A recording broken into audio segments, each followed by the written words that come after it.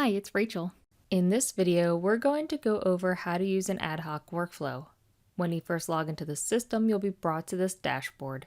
To create an ad hoc workflow, click on the Send Document for eSignature button.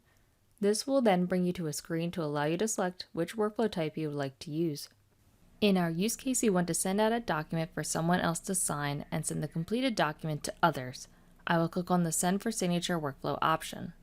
After selecting my workflow type, I am then brought to a preset workflow. There are 4 things that you need to create a workflow: a description, a participant, a document, and a task. We will walk through how to do all of those. The first thing I will do is create a description. Next, I will enter the information of the signer. Then I will add the document that is going to be signed. There are multiple ways to add a document. You can upload a document from your workstation or choose a document from the documents repository. I will upload a document directly from my workstation. The document has been successfully uploaded and I can see it is ready to tag. It currently has 0 tasks associated with it. Remember, we need 4 things to create a workflow. We entered our description, defined our participant, and uploaded a document. But now we need to tie the participant to the document using a task. To add task, we will click on the Tag Document button. The task editor will now appear on screen showing the document, the list of participants, and tasks you can add to the document. I will scroll down and drag a signature task onto the document for the participant.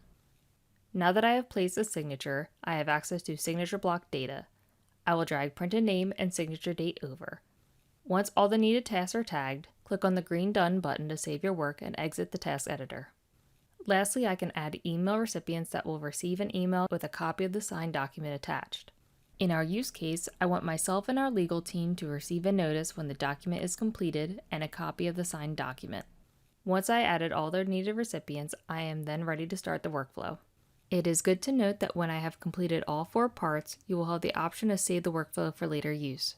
If you want to reuse the workflow, click on the Save button to save the workflow. Clicking on the Send Now button will create the transaction and send the email for the first participant to sign. Once the signing ceremony is complete, the email recipients will receive an email with the signed document attached. That's our review on how to use the Send for Signature functionality. Thank you for watching.